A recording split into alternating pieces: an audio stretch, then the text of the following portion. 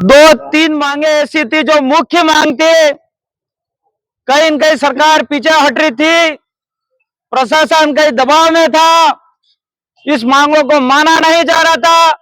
लेकिन आप सबके संघर्ष और आप सबका ये धरना जारी रहा, आपकी ताकत से हमारी ये मांगे मानी गई है। और ये मांगे मैं आपके सामने सार्वजनिक करूंगा। ये लेट इसलिए हुआ कि प्रशासन भी हमें बोल रहा था कि मौखिक रूप से आप घोषणा करो, लेकिन हमने कह दिया हम लोग मौखिक रूप से घोषणा नहीं करेंगे, लिखित रूप में हमको दीजिए। इसलिए आज जो दौड़ा की बड़ी घटना हुआ, घटनाक्रम हुआ है, वो किस हिसाब से हुआ है उसको लेकर आप सबको दुख है। जब 3 दिन पहले हम दौड़ा थाने के सामने धरने पे बैठे थे, उस समय चाहे वार्ड पंच जनप्रतिनिधि हो, चाहे सरपंच हो, चाहे डेलीगेट हो, चाहे समाज सेवी हो, चाहे किसी भी संगठन का हो, चाहे किसी भी पार्टी का हो, वो दिल की आवाज से बोल रहा था कि इस थाने के अंदर ये सीआई इतना लापरवाह है, ये कांस्टेबल इतना लापरवाह है, ये एएसआई इतना लापरवाह है, ये खुलेआम बोल रहे थे। और हमारी सबकी मांग एक ही थी कि वो पूरा का पूरा थाना के अंदर जो कर्मचारी दोषी है उसको बर्खास्त किया जाए। लेकिन कोई नियम प्रक्रिया के आधार पे हमारी मांगे मानी है और हम लास्ट तक लड़ाई लड़ेंगे भी सही। मैं प्रशासन को भी कहना चाहूंगा, विधायक होने के नाते मैं बर्दाश्त नहीं करूंगा, बर्खास्त करने की क्षमता रखेंगे हम, ये बताना चाहूंगा।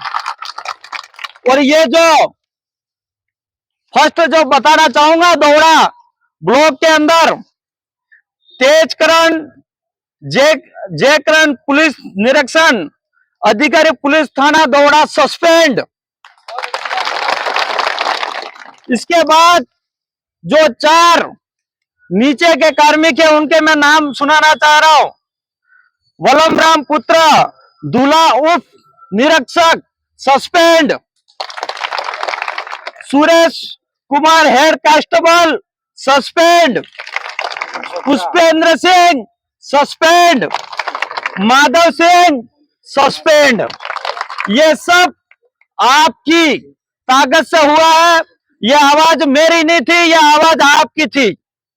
साथियों, सोशल मीडिया पे काफी सारी बातें भी चल रही है, ये विशेष जाति से विधायक टारगेट कर रहा है, लेकिन मेरा भाई भी होगा तो भी मैं नहीं छोड़ूंगा इस चीज के लिए। इसके अंदर हमारे समाज के भी है एक भाई, हमें भी दुख होता है, लेकिन ये पुलिसकर्मी जब उनके पास वर्दी होती है, हाथ में लाठी होती है, बिना गलती से सिंघम के रूप में काम करते हैं, वो हमें दुख होता है। इसलिए हम आपको साथ नहीं दे सकते।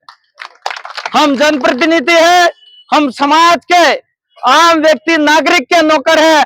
आप लोगों ने हमको जिताया है, आप जैसा बोलोगे ऐसा ही काम करेंगे हम लोग। इसलिए ये हम इसमें किसी भी प्रकार से समझौता नहीं करेंगे। रही बात जो कल एक मुकदमा दर्ज करने के लिए एसपी साहब को रिपोर्ट दी थी, उसको भी मैं बताना चाहूंगा। जो दिलीप आहारी के हत्यारा और गिरफ्तार करने की सजा दिलाने के लिए संबंध में दिया था, तो वो भी रिपोर्ट दर्ज हो गई है और इसकी भी कॉपी दी गई है। साथियों, इसके अलावा एक अपनी मांग थी कि सरकारी नौकरी, वो जो हमारा परिवार है, दिलीप भाई परिवार के पिताजी 10वीं फेल है और उनकी एक बहन है, वो जीएनएम नर्सिंग कर रही है, शायद 3rd ईयर चल रही है, और एक छोटा भाई है उनका गोविंद भाई है, 12वीं में पढ़ रहा है और इसकी 17 साल की एज है।